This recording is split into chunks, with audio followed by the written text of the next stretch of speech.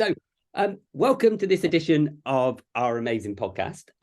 Each week we have a different guest, and each week we go through the very same things. And we ask our guest each week who they think is the most amazing person, most amazing object, most amazing animal, most amazing quote, most amazing book. And finally, we ask them what they think is the most amazing thing ever. So, and this week, our guest is Jane Keightley. And I think I said that right. And Jane describes herself as a mad granny, which, if you know Jane, you could probably believe it. And she says she's been married for 45 years and was a child bride.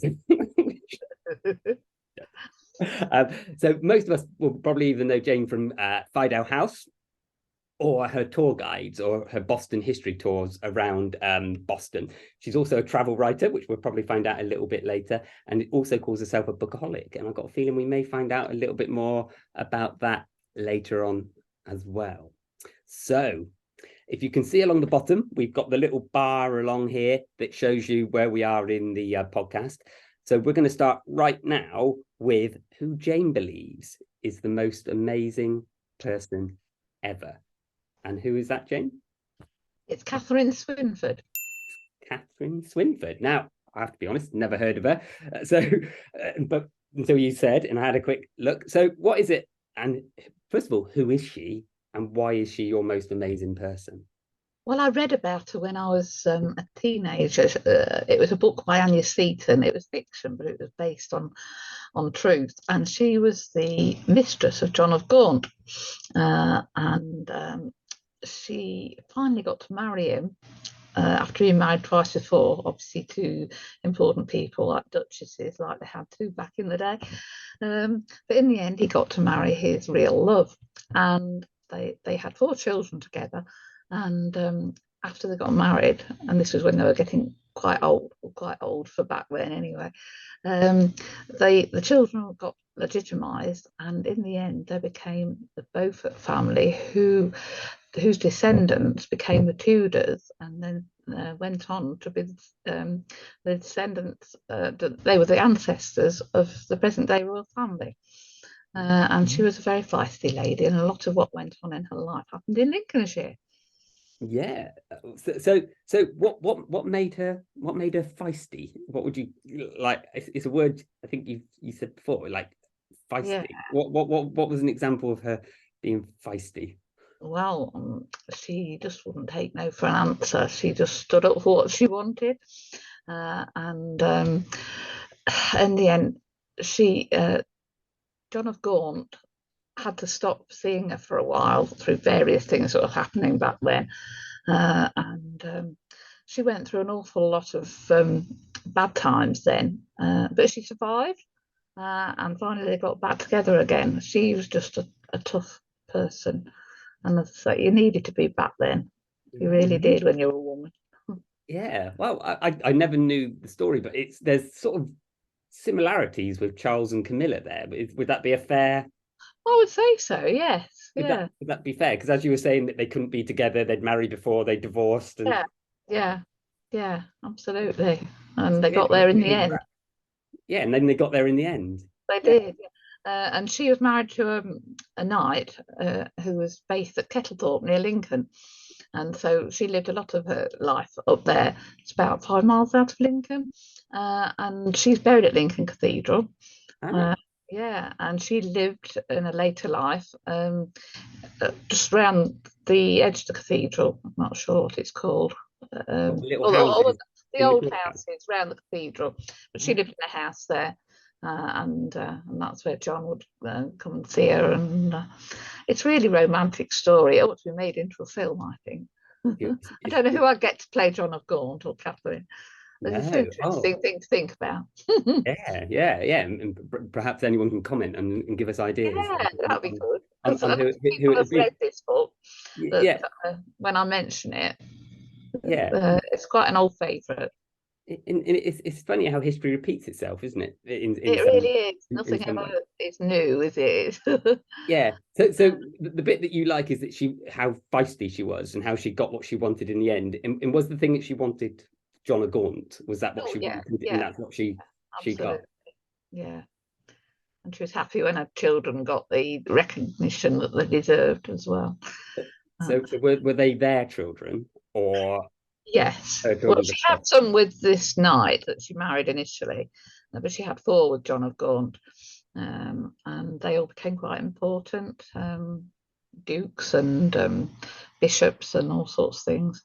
So, and then Margaret Beaufort was one of the descendants, and she was something to do with Henry VII. I can't remember exactly how many people there were in between, but because she was the ancestor of the Tudors, she is obviously the ancestor of today's royal family.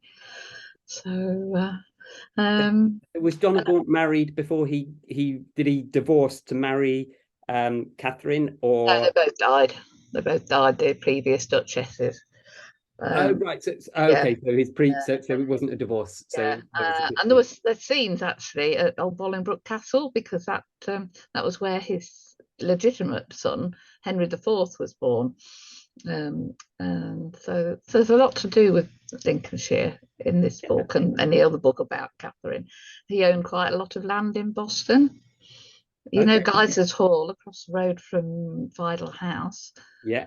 That's the apartments now. Near He owned that back then. So there's lots of Lincolnshire links. Yeah. I think that's what appeals as well. Well, so you might have mentioned it. So was Catherine Swynford born in this area, or just sort of inhabited? No, she was born in Flanders and all that sort of Belgium. A Belgian family. Actually, interestingly, her parents died quite young, and she was brought up in a convent in Kent. But her sister married Geoffrey Chaucer. So there's a very interesting connection. Okay, and the name Chaucer rings a bell, but I don't know why. Canterbury Tales. Canterbury Tales. Yeah. So yeah, he was her brother-in-law. So it's really interesting book. Really interesting, and into history, and I say with the Lincolnshire connections, it makes it even more interesting. Yeah. So do you think it's that link? Do you think it's that Lincolnshire connection that makes her even more amazing? I think so. It's Yeah. so close to you and where you're from. Yeah, and I just like feisty women. Back at the book festival, we had a lady talking about a few other feisty women. Nicola de la Haye, who in the 1100s. She was looking after Lincoln Castle. She fought off all the siege all on her own. Well, not all on her own. She had soldiers, but she was in charge of the castle. And she lived to be 80, which in the 1100s was really, really old. Yeah. So I've got a fondness for feisty women from history. The feistiness. And would you say that Catherine Swynford is the feistiest that you know, or is it more that she just got what she really wanted? I think so, yeah. I think so. It was just a nice romantic story, and lots of it was set in Lincolnshire, and it just fired my imagination when I was a teenager, and I've gone on to read lots more about her ever since, I think, and always been fascinated. There we go. So the most amazing person, and when this podcast shared on the website will enable people to see if they agree with you or whether they agree that Catherine Swynford's amazing. So go to the website if you want to vote and agree with Jane on that. So that moves us on, Jane, unless there's anything else you want to say about Catherine. No, that's fine. Yeah, no. Well, I've learned a lot about her then. Like you said, very feisty and got what she wanted. So this takes us on to the next. Your next amazing, which is the most amazing object in your opinion. So what would you say is the most amazing object? A book. A book. Having been a bookseller for most of my life, I wouldn't say any other, would I? And I'm sitting here in my office, surrounded by hundreds, if not thousands, of books. And my husband says one day he'll find me dead, and then all fallen on top of me. What a way to go! Would you want any other way if your life's been? No. A book. You also said that you like getting lost in a novel. And I do. It's my way of relaxing. Getting lost in a novel. but also it's a good way of finding, even novels, you can find out a lot of things.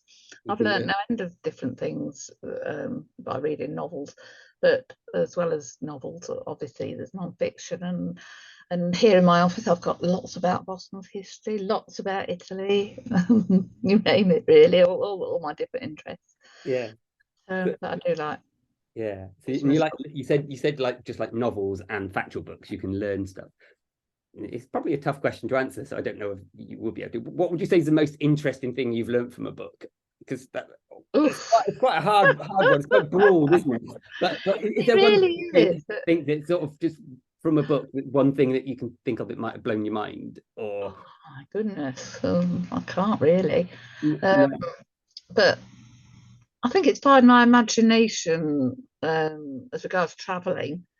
You know, reading different things. It's made me want to visit different countries.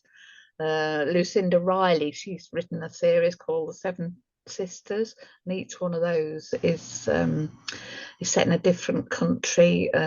Australia, Norway, Spain.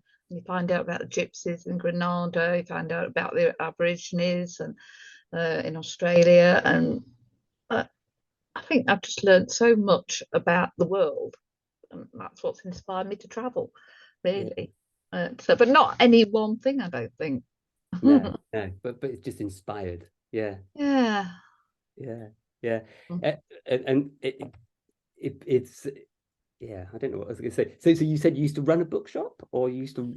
I've always been a bookseller. I've worked in all the booksellers in town. I started off in WH Smith years ago. Back when it had a proper book department with people on it, and and then I went to Aldridge's on the book department there when they had a book department with people on it, and then I went to Ottica's, which became Waterstone. So yeah, I've had a good old time being a bookseller. Yeah, it seems like you work places and then the book department goes. It seems like they can't replace you after you. No, it was the advent of Amazon, wasn't it? Really. Well, the worst thing was getting rid of the God, what was it called? The net book agreement. This is a long, long time ago, when they could charge for what they wanted for books. It was a long, long time ago, and then of course when supermarkets started selling books, and then of course Amazon came along, and that put the kibosh on the book trade completely. And I mean, thank goodness there are still independent bookshops as well as places like Waterstones, but it's not like it was. No, unfortunately, but nothing beats a good browser and a good bookshop. Do you know what? I'd have to agree with you, and I feel I don't use the bookshops enough because I would really miss them if they went. I tend to use Amazon, but like well, it's because they're cheaper, isn't it, and convenient. Yeah, it's so much fun going in a bookshop and not knowing what you actually want and finding something that excites you. Yeah. And I even go, you know, when I go to the National Trust properties, I always go and have a rummage in the second-hand bookshops there, and wherever there's books, I have to go, you know. So. I think we've got that in common, and I do try and buy books from Waterstones, even if I want to buy them from Amazon occasionally, because I hate for any bookshops to disappear. There's nothing quite as good as finding a book that you didn't really know you were. Right. Oh wow! I must have this, you know. Yeah. Even though you've got about 100 in your to read pile, if not more. Yeah, and I like the second-hand bookshops of finding absolute treasures like you wouldn't expect. Yeah. Even Martin, my husband, who doesn't read, he'll come and rummage now because he'll find gardening books. But that's what he's into. It's really good, isn't it? And I wouldn't want bookshops to go. And I know we'd always end up with the second-hand bookshops because they'd always be there, but it's the new bookshops as well you have to support. If you don't use them, they go, don't they? So it's keeping that balance. Yeah, no, so I do love my books. Yeah, it sounds like you've got enough with you in there to have your own library as well. Oh, absolutely. If you want to know anything about Italy, and I've got most of the books about Boston. Okay, it sounds like we've come to the end of the object. Is there anything else you want to say before we move on to the next? No, I don't think so. So the next one is your most amazing animal. And your most amazing animal is? A cat. A cat. Okay, and it like a house cat or just cats in general? Well, a house cat I'm thinking about really. They're just so easy to look after. They're independent. Again, they're feisty. Yeah, I'm seeing the theme of the word through Yeah. like the feistiness. But they just got a mind of their own. I mean, dogs you can train, can't you? But cats will never do as you want them to. They'll just please themselves, won't they? And I just think they're great creatures. And you're honoured if they'll come and sit on your lap and purr. I haven't had one since I first got married, but we did look after my sons when they were moving last year. And poor old Pete, he was 19 years old, so it was like a care home, our house, coming to stop with us, and I think he quite enjoyed it. And then unfortunately they had to have him put down sort of 4 months after we got him to look after, but we did miss him. Yeah, but he wasn't much trouble because he was old. He couldn't escape, he couldn't jump over the fence or anything. Yeah, you'd be able to catch him. Yeah, I know. But if other cats came in, he'd try and fight them off, although he was a poor old thing. That's the feistiness again, isn't it? It is, yeah. So yeah, I love cats. We haven't got one because we've got a fish pond, and my husband thinks that it would get his fishes. But if we had a pet, that's what I would have. Did you have cats growing up? Yeah, we did when I was a child. Yeah, we had quite a few pets, but my mum was a stay-at-home mum, so we were able to have plenty of pets. She was about, but I've nearly always worked, so that's why I've tended to just have the fishes. I don't do much looking after. They're probably less hassle than the cat, aren't they? Not, yeah. So, did any of your cats growing up get up to any mischief or anything really particularly feisty that you can remember? Or not just off the top of my head, no. I mean, the one we had when we first got married went and got locked because we first when we first got married we lived in Fishtoft in a brand new house, and they were still building houses all the way around us, and it got locked up in this brand new house for 3 days, and we thought we'd lost her completely. Anyway, she finally got let out and came running back, absolutely starving hungry. cats are really resilient, aren't they? They are, aren't they? Really, yeah. I always feel that cats train the humans, right? Like you said, we can train the dogs, but the cats. Yeah. Yeah, I think you're right there. Yeah, and they make us feel honoured just for their presence. Yeah, they're a bit snooty. Yeah, welcome. Yeah, they definitely get their needs met, don't they? They do. Yeah. So would you ever get another cat, or is it just not quite? Not at the moment, because I'm planning on flying off to Italy as much as I possibly can now. Retired. But maybe when I'm really old and I can't go anywhere, I will. It'll sit and purr on my knee all day long while I'm reading a book. I read a story a couple of years ago about a cat that was in a care home. Have you heard the story? The cat would lay on. The cat would lay with people who would then later on that night pass away. The cat seemed to know, and I can just imagine me in the care home with the cat come in and think, "Oh dear, I've had it." Get away. It's got. Apparently, it's just a coincidence, or the cat could sense something and wanted to. I don't know what it was, but the people who had the care home, and that always made me laugh. I was just thinking what I'd be like if I was in there and the cat was coming over. Go away. Yeah, go away. Shoo. Oh, that's funny. Okay, so before we move on to the next one, the next thing and next amazing, we're gonna have a quick look at the website, because this podcast came from the website where I share lots of amazing things like stories, quotes, and stories and facts. So we're gonna have a quick look at the fact of the week, the story of the week, and the quote of the week, and then we'll be back. Okay.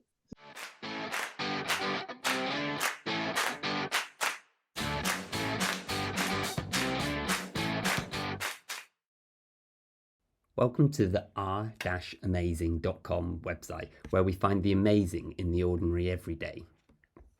We do this by sharing polls, podcasts, stories, facts and quotes. And what we're going to share in this one is just the most amazing poll of the week, which is this one, which is funny names that kids have called things. So, for example, a kid would have called an ambulance a boo-boo truck, or a church a Jesus store. And you can upvote if you like them or downvote. Paraglider a human kite. Leaves they've called tree feathers. And yeah, so this is the 4 of the 15, so there's some others, and if you like it, check it out on the website. Also on here we've got the fact of the week, which is a rather amusing one called about frogs. So there's a video about it as well.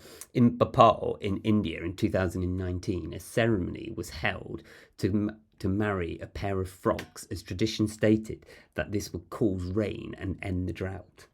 2 months later, though, they had to divorce the frogs because of too much rain that caused damage to over 9,000 properties.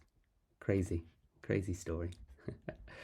And then we've also got a story of the week that I'd like to share, which is a really lovely story about Sainsbury's supermarket, who have renamed their tiger bread to giraffe bread because a little 3-year-old girl called Lily wrote saying that it looked more like a giraffe than the stripes of a tiger, and they wrote back a lovely letter and said that she was right. So they've now changed it. So if you ever go in Sainsbury's, check it out, because the bread will be called giraffe bread instead of tiger bread, which is a lovely little story from the week.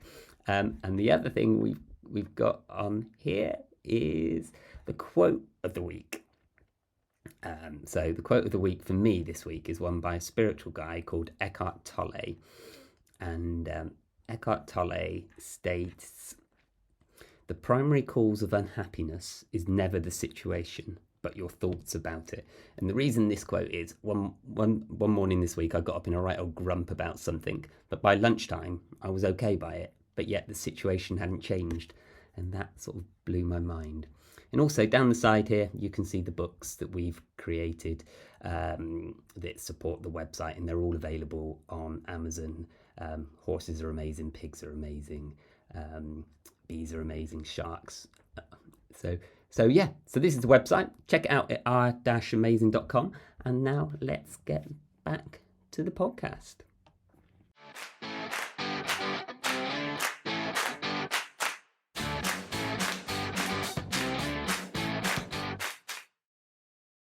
Yeah, and we're back, just like that. So now that we're back, let's move on to the next one. So the question, Jane, is, what is your most amazing quote in your life? Yeah, I know what this is. You can have the universe if I can have Italy, by Giuseppe Verdi. Yeah. Now, so and why is this your favourite quote? Because that's how I feel. Other people go, don't you get bored of going to Italy? Haven't you been here? Haven't you been there? Well, no, I haven't, but I'm happy going to Italy. I mean, I love travelling, and I will go to all these other places. But if I've got to make a choice, if I haven't got much money, if I haven't got much time, I'd rather go to Italy. Yeah. So do you explore a new bit each time, or do you? We do. Yeah. I mean, we go on holiday to Italy, and we tend to go off the beaten track now. Originally, when we first started going, we go to the big tourist places like Rome, Venice, and Florence.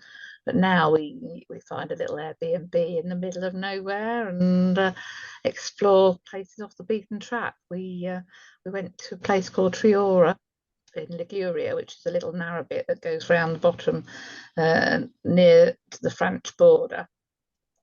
And we went into the Ligurian Alps for about half an hour's ride. And Triora was the last place in Italy to have witch trials. And it's a little medieval village with all narrow, creepy little sort of passageways and things. Very creepy to walk around at night. Yeah. And it's so old and medieval, you can't take your car in, you have to park outside, and then you have to walk up to your house.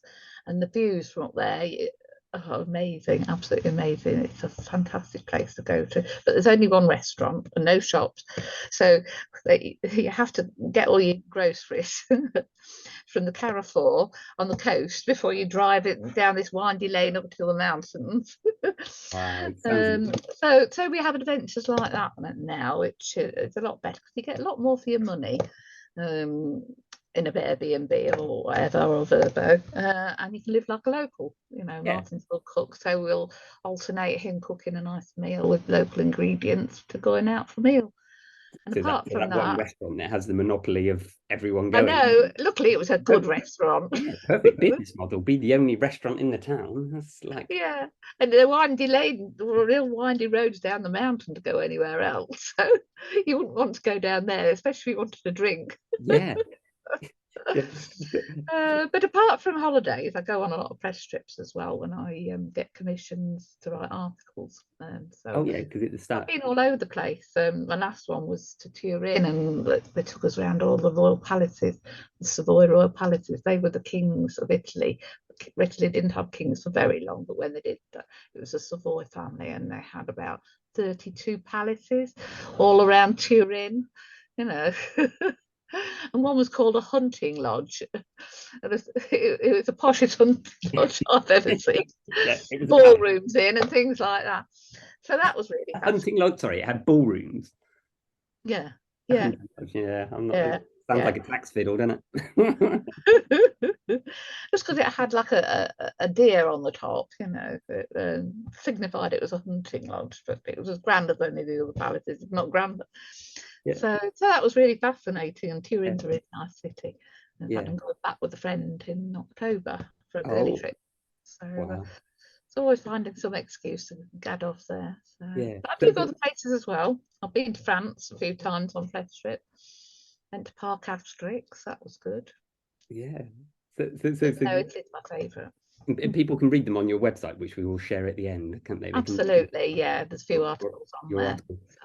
But your I think you've explained your quote why you agree with it quite well. So you can have the universe if I can have Italy. So it's like when you said, we could go lots of different places to on holiday, but we always go to Italy. So you're exploring all the way around Italy, and that's almost like could be your whole universe. Absolutely. And I've still got bits I haven't been to, like Sardinia. I've been there. There you go. But I haven't been anywhere else. I just remember all the stray cats. So you should be. I'll be all right then, won't I? That's what I remember about it. You could just feed them, and they were just wandering around the streets and stuff. I quite like that. But so your quote was by Giuseppe Verdi, and I had to Google who that was, and then as soon as I realised the surname Verdi, it was like, the composer. Yeah, all falls into place then. Yeah. Who's that? And then you're like, the surname's a bit of a giveaway. Right, so let's move on to our penultimate one, unless there's anything else you want to say about the quote, but I think we might extend on that a bit later, maybe. So, your most amazing book, Jane? My amazing book? Yeah, in your opinion, what's the most amazing book? You're going to have to remember what you put. Oh, yes. The Magic Faraway Tree by Enid Blyton. Okay. And why? Why is this? I've had a little explore of it since you said, but because it's just one that me and people of my generation always remember from their childhood. I don't suppose you read it, did you? I haven't read it. I haven't read it. I might have read some of the famous five by Enid Blyton when I was young. But I haven't read this one. It was about a magic tree in the enchanted forest, and these children discovered it. And every week there was a different land at the top, all sorts of different lands. And sometimes there were nice lands, and you could go and have nice adventures. And somewhere there was one where there was a woman called Mrs. Slap-a-lot and things like that. It was just something that appealed to little kids, And there was like names like that. And there was a man called Moonface that lived in the tree, and a fairy called Silky, and they had a slide called the Slippery Slip. And it's amazing that when I'm nearly 66, I can remember all these things. But it was just one of those books by Enid Blyton that absolutely stuck in your memory from your childhood, because that's what you'd like to do when you were a little kid. But what makes me cross, they changed the names in it, because they had the names that they used to have back in the 40s, and when Enid Blyton wrote, like Dick and Fanny, and now they've changed them to Franny and things like that. It's like with the Gollywogs in Noddy. They got rid of them, didn't they? Yeah, Oh, yeah. yeah. And they were even going to change Roald Dahl ones too, weren't Yeah, they? it's a tough one, isn't it? Because in some ways they Yeah. can be used as learning tools of like these were normal That's names, what it was or this is like what it was like back then, in the how far day. we've moved on. But they, Mm, but there's a sort of thing of what sort of getting rid of it from the past, and I think sometimes we need to learn from it. I don't know. I don't know if you think the same. I think the same. Yes. Yeah. Mm, Yeah. Yeah. Definitely. I mean, like these slave trader statues being thrown in the sea and things like that, and yeah, changing Guy Gibson's dog's name grave on his grave and things like that. You know, that's what it was back then. No, yeah. it's not what we would do now or call him now, but that's what happened. That was, you can't change history. You just have to learn from it. Well, I think that's the thing. If you don't learn from it, Yeah. you can. There's a risk you can repeat the same mistakes, and Mm, yeah, and yeah, it's a different time, and yeah, to learn from it and go, oh my gosh, I would mm. never use that now, and rightly so. Yeah, Yeah. yeah, But yeah, yeah. no, they should never change an author's work. I don't. Yeah, so if you were to buy the book, you'd try and find one of the original ones with the Yeah, yeah, more original definitely. names. With the old illustrations in as well. Yeah, if I was to read it, I think I'd get one of the earlier ones where it had the names. Yeah, yeah. You can be I quite mean, childish. even Famous Five, that's really sort of old-fashioned, isn't it? Lashings of ginger beer and all that. Yeah, yeah, yeah. I Uh, like stuff like that. It can just make you laugh, even yeah. Yeah, I liked it, and it also date tells you when it was written as well, doesn't it? Like if it was written now, you'd know it was being written just to get shock value, but it was written Yeah, because that was actual names. yeah, Yeah, yeah. that's right. And you said they've changed the names to Franny and Rick. Is that right? Something like that, I think. Yeah, Yeah. yeah. I mean, there was even Fanny Craddock, wasn't there? I mean, it's not that long ago since it was a name that was accepted, wasn't it, really? Yeah. Yeah. So, Yeah, so in the book Magic Faraway Tree, I guess there's an adventure if it's anything like the famous five. What was there anything that you can remember about the adventure that you wanted to do if you could have done it, or I is can't really remember, to be honest, but she also wrote one about the wishing chair, which was a chair that you could sit on and it grew wings, and that flew you away to have adventures. well, I She mean, had a very good imagination. yeah, I Life, like and she wrote so many, didn't she? yeah. Different things. So maybe you're giving it away if it gives it away and people want to read it. What makes the Magic Faraway Tree magic, or would that give the story away and you wouldn't No, want no, to I do don't think so, because it's something that children would love to do. Go into a wood or a forest and find a magic tree and climb up and be able to have all these exciting adventures. No. So the magic allows you to have these adventures that you otherwise wouldn't be able to have. Is that? Yeah, Mhm. yeah. That sounds quite exciting. I quite like the idea of that. Yeah, well, it Magic tree. certainly stuck in my mind, and it has done in lots of others because I've talked to other people. And now my little granddaughter, who's 7, she's reading it. So when I go round to babysit, she reads it to me, and I'm quite enjoying it. Wow, it's like the whole circle of life, isn't It it? is, it really is. Now, has she got a new edition or has she got one of the older editions? Oh, it's a new edition. It's a new edition. Oh, so Yeah, yeah. oh, doesn't get to read those. Perhaps when she's a bit older, I'll tell her what it used to say now. Do you still have a copy of the book? Do you still have the book? Oh, I don't. I really don't. My sister might have. She's got a few of our old books from when we were young. Yeah, because she could. Yeah, maybe say you've read that one. Now read the earlier one and see if you can see Yeah, the differences. absolutely. But you can go in old bookshops, can't you, and find like old Yeah, copies. When you go to Hay on Wye, then that's my paradise with all the bookshops there. is it? I There's haven't been, but I one feel like there it's that's a visit all. you did. You've not been. Oh, is that where Uh, the Hay Book Festival is? yeah, And yeah, they've got yeah. lots of books. But where is Hay? Is it It's London? on the border of England and Wales, Oh, down sort of towards South Wales, really. ooh, If you're going okay. down towards Devon and Cornwall. I can't remember, is it the M6, that Yeah, motorway? I think so. Yeah, as you can see, I guessed that Hay was in London, so my geography isn't. Well, I never take a lot of notice because I'm not the one driving usually if we're going down motorway. But if you're going down to Devon and Cornwall, it's just not far off the motorway. Okay, well, it sounds a great place. If And it's got it's lots of bookshops, absolutely I'm with full you of on that. bookshops, and they're all second-hand bookshops, and it's wonderful. And there was one that was full of children's sort of like first editions and things like that, and really old ones. So I bet I could find some old Enid Blytons in there. Yeah, next time. Yeah. Cool. So is there anything else you'd like to say about the book that you can think of before we I don't think so, no. To your final amazing? Okay. So now, in your opinion, what is your most amazing thing ever? Now, I think there might be a clue from earlier on. People want to try and guess from earlier on in the podcast, but yeah, it's a bit obsessed, really. So what is your most amazing thing ever? The country of Italy. Country of Italy. Okay, good. And what specifically? We sort of touched on it with the quote and like your travels and going to different places, but yeah, I just get off the plane and I just feel like I'm at home there. Really, I don't know why. I'm reincarnated I was thinking that when I read it. From an Italian person. I don't know, but I just get off there and I think, oh yeah, I've come home, sort of thing. You feel at home, and I don't look Italian at all. But can you speak Italian? Poco, little bit. Especially food and drink.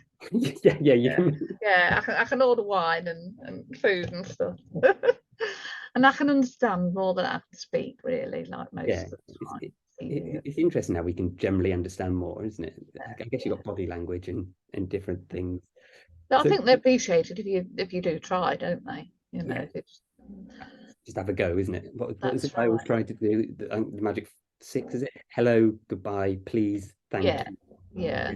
No. If I can work out, please, I would like, we can go from there. It's got a bit noisy out the window. There's a helicopter or something flying by, I think. I can hear it. I wonder if it'll get this way soon. So you also put the things that you like are the art, food, wine, history, and scenery. So what's your art? What's your favorite art about Italy? Well, I didn't work at school. I was more interested in having fun and boyfriends and stuff. So in my 40s, I did an open university degree, and I ended up really getting into art history. And then the last year, I did Renaissance art in Siena, Padua, and Florence. And I fell in love with that, and they sent us down to London to visit art galleries and things. And when I got my degree, I then went into a competition in Woman and Home magazine, and I won a holiday to Florence for 2 weeks to study art history at the British Institute. That was it then. I mean, that set off my passion for Italy, but was really my sort of beginning of my interest in Renaissance art in Italy from my OU. So that's what all started it off. So I love going around art galleries and things when I'm there. My husband's not so much inclined, but he's good. He'll come with me, and he's getting quite knowledgeable now. That's Saint Sebastian. He's got arrows sticking in him and things like that. But he focuses more on the getting out of there and having a nice cold beer and pizza. You complement each other. He'll go around the galleries if you go to the bars. Yeah, that's right. But when I went round Hampton Court Flower Show with him the other day. I'm not going to gardens for years. It's just give and take, isn't it? Yeah. It works out all right. So the food, what's your Italian food of choice? Oh, truffles. Truffles, are they Italian, or do they just have them there? Well, you can get them from the places, but if you go to Piemonte, which is at the top of near Turin and north of Italy, that's where lots of good wine comes from, Barolo and all that. And I've been on several press trips where you go on truffle hunts and you see the dogs dig them up. And I went to the Alba Truffle Fair, and these truffles can go for like thousands of pounds. And I never even tasted a truffle in my life until I went on this very first press trip. It's not the sort of thing you can go and get from Tesco's, is it? You can get like truffle infused oil, but that's about it. And I thought, oh yes, I like this. What are It's sort of truffles, out of curiosity? They're dug up from the ground, so they're dug up from the root? ground. They're not actually a mushroom or a fungus. It's hard to describe, and they're all spongy and they don't look very appetizing at all. They look like something you can pick off the ground, when the dog's been. It doesn't look very nice at all, but they taste absolutely delicious. But they cost an awful lot of money, so you tend to get them sliced up on bland food like egg noodles, or fried egg. But they're very tasty, but you don't get them very often. So when I go to Piemonte, which is one of my favourite regions because it is so into food and drink and stuff, that's what I always go for. Yeah. But yeah, that's one of my favourite things. And they also like their raw meat there as well. They tend to give you a little pile of minced raw meat, and when you go on press trips you don't get a choice of what you get a lot of the time to eat, and as it's one of their specialities, I kept getting it in front of me the first time. I thought, I don't know about this. Luckily I liked it because I got it 3 more times. And when I tell people about this at talks and things that I do for WI, I get vegetarians going so they're a few of my foodie adventures. That is part of it. But people tend to think it's all pasta and pizza, but it's not. There's so much, and all the different regions are also different. All different, yeah. I instantly think pasta and pizza, which but it's not. Pasta's my favourite food, so I with you on the Italian. Well, I don't know about Italian wine. Is it well known or? Yeah, it is really. I mean, obviously not as well as hot country, so I guess they must have their own. Oh, that's right. Yeah, in Piemonte, where the truffles come from, Barolo is a very well-known one, quite expensive one. Everybody tends to know Chianti. That used to be in the little flasks that you sort of imagine a little Italian cafe to have on a check tablecloth, Yeah. But they're not like that now. That was the old sort of image of them. But Italian wines are very good, and that tends to be all we drink. We go for Italian wine. There's all sorts of good ones I've learned about. In fact, I really, really want to be like you and do a podcast, but do it on Italian food called Mrs. Kate Eats Away Around Italy. Oh, wow, yeah. Talk about my adventures. Eat your way around Italy. Yeah, just take a camera and go for it. Yeah. So you could do about the wine and the food in Italy in general. So the history of Italy, you're interested in that? I get the Renaissance. My knowledge of absolutely, because back in those days, it wasn't a country. It was lots of little states that were ruled by dukes and things like that. It was only a unified country in the 1800s. There was Garibaldi and all that lot. They decided to unify all these different states because there was the Dukes of Milan, the Medici in Florence, and they all had their own little areas that they ruled. But in the end, they sort of unified it, and that's when they got these kings installed. But then that didn't last long. Mussolini came along, and they've had quite a turbulent history, really. And of course, it didn't go too well for them in the war, did it? They had a bit of a bad reputation in the war, but they had an awful bad time of it then. But it's quite interesting. I was going to go on a press trip all about Mussolini, and it was going to be really interesting, and you were going to meet his granddaughter. Oh, wow. But that fell through because of COVID. Maybe you can get her on your podcast. Yeah. Be an interesting one. Wouldn't it? Mussolini's granddaughter, did you say? Yeah. Wow.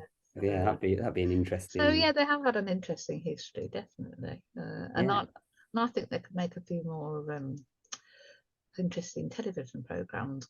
Dare I say it, I'm a bit bored with the Tudors. Yeah. Because they've done that so much to death on the telly. They could find some really good stories. Yeah, link to some of the Italian ones. Yeah, definitely. Yeah, no, I can imagine that being quite good. Yeah, I And mean the Borgias, they were a gruesome lot, and what are they called again? Borgias, the Borgias. Borgias, Lucretia Borgia, and all that. I mean, a lot of them were popes, but they had like hordes of children, and Of course, you've got of course you've got the Vatican and all of that, yeah, haven't you? And the Roman history. Yeah, of course. yeah, lots to go at. Yeah, yeah. We could. That's why you need a podcast, because I don't think we could fit it into your most No. amazing for that. I think the final thing that you said that was amazing about Italy was the scenery, and I've seen Oh, it it is, and that online, and a varies. little bit That with varies. Sardinia, but yeah. Yeah, What's your I favorite mean, scenery view? it's hard to say which. I mean, up in the north is the Alps and the lakes, and then the rolling hills in the middle, like Tuscany and La Marche, um, and near Piemonte, it's quite rolling there. But then you come down to the Po Valley. The Po is the longest river. It goes from one side of Italy to the other, Oh, and so that's is where the Italy divided then by the Po River, or does it cut pretty it? much, yeah, it goes from one side to the other, and the Po Valley, over on that side, that's where they grow all the rice. A lot of their rice comes from there, and that's why they eat a lot of risotto in that area. Cool. So that's quite flat. And when we were driving around there, it quite reminded me of Lincolnshire, really. Yeah, why do we not grow rice here? So, and then paddy fields and things. I went through paddy fields in the train, and all these fieldfuls of rice sort of up in water up about 6 inches. And they used to get women picking it and stuff, back in the day. I think there's technological ways of doing it now, but Yeah. there's pictures of them in the 50s in their dresses, pulling the dresses up and paddling around in the water. So it does vary. And then, of course, down south, it's a bit more wild, like in Sicily and stuff like that, a bit rocky and barren in some of the places. So you've got a whole lot. Volcano. Yeah, like you said, everyone else can have the universe, and you have Italy. You've got a lot to. Yeah, well, it's such a long thin country. It covers lots of different variations. So yeah, and I went to Italy and climbed the 3 volcanoes up there. And somebody said, "You'll do anything to get to Italy, won't you?" So that was Vesuvius and Stromboli and Etna. Is that a fair quote, that you do pretty much anything to get to Italy? Yeah, but these days I won't climb volcanoes. That was about 12 or 15 years ago, so I was a bit fitter there. But I'd rather go on a press trip and be well looked after. Well, yeah, that is brilliant. Thank you for your amazings, Jane. So let's just recap those. Catherine Swineford is your most amazing person. Your most amazing object is a book. Your most amazing animal is a cat. Your most amazing quote is, "You can have the universe if I can have Italy," which is by Giuseppe Verdi. Your favorite book, your most amazing book, is The Magic Faraway Tree by Enid Blyton, which is now on my read list because that sounds quite interesting. And the most amazing thing ever is Italy. Yeah. And I think if I had to pick a theme throughout this one, it'd be the word feisty and Italy. Yeah. I think that would be the theme.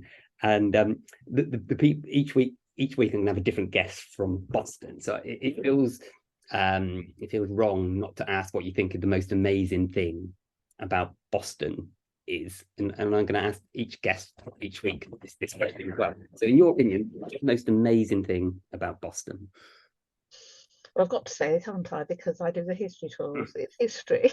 Because we have got the most amazing history, haven't we, really? It's not appreciated enough, really. We've got we were second only to London as a port back in medieval times. We had people coming from all around the country to our fairs. The Hanseatic League traded with us, and we've got the Australian connections and the American connections. We've got so much. Yeah. We don't make enough of it. No. But hopefully things are going to change. Yeah. And if people want to learn more about it, they can come on your Boston history tours, can't they? They certainly can. Yeah. And you also a part of the. Is there anything else I'll let you promote? Is there anything else? You've got your Boston history tours, which is got a website if people want to check on it, haven't they? Is there anything else you wanted to promote? Well, as well as doing my tours, I will do talks, WIs and Proburst and Rotary and things like that. I go into schools and do talks. I was at Pioneers last week doing one, talking about the reasons that the streets of Boston have their names and that sort of thing. Absolutely. So all sorts of different things connected to the history. I'm sort of like branching out. I also do talks about my life as a travel writer as well. Yeah, and they're available on your website as well to read your the things. Oh yeah, if you go on the website, there's articles sort of written, so you can have a look. But yeah, I do talks about my adventures. Yeah. Yeah, and how I got to be a travel writer as well. So check it out. I think if I remember right, it's mrsktours.co.uk, isn't it? I'm sure it is. Let me just make sure. Ktours.co.uk, yes. That is it. My brilliant business card. and you're also part of Boston Book Festival, which is the theme of the Your Amazings as well, books as well, isn't it? And I think it's absolutely, yeah. It was my idea. I sort of shouldn't say these things near Sue Morrison from Fydell House because she goes. I said, "Oh, it'd be lovely to have a book festival in Boston. So let's do it then." Sounds like she's a can-do. She makes things happen. Absolutely, and we're now planning the third one. And we had a little history one not so long ago, which went really well. And Tracy Borman came for the second time and said how much she loves coming to Boston.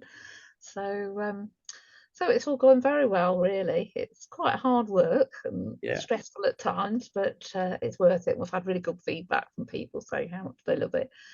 And I've met some really interesting people. That's what makes it. People make it, which is why I wanted to do a podcast with just people from Boston. And there's some interesting people in Boston. There really are. There is. And I think your other thing you said you wanted to promote was the Fydell House. Absolutely. Although I'm not there anymore, I worked there part-time until about 2 weeks ago.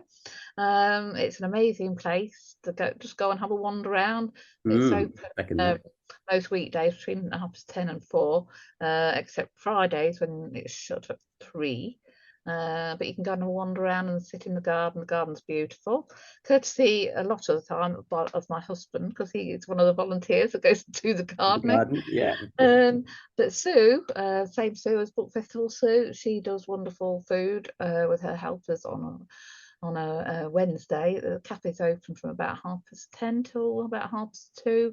And you have paninis and cake and all sorts of nice things. I've been there on a Wednesday. Cream teas with mulberry jam from the mulberry tree in the garden, so you can sit there and have the jam and see where it actually came from off the tree. So that is get better than that. That is amazing, isn't it? So it is. So you need to go and support our local. Yeah. So the three things is do one of your tours on a Wednesday or a longer one on the Sunday, or learn more about your writing on the website. Book Festival, if you want to learn more about that, it's in September, and you can get more details from Fydell House. And also Fydell House. Have a look around. If you just Google Boston Book Festival UK, if you don't know the UK, you'll get the one in America. Yeah, I think anyone in Boston knows the issues of Googling. But actually, I can give you the proper website. I'll be efficient here. It is bostonbookfest.co.uk. There you go. I'll put the links below the video when I share the podcast.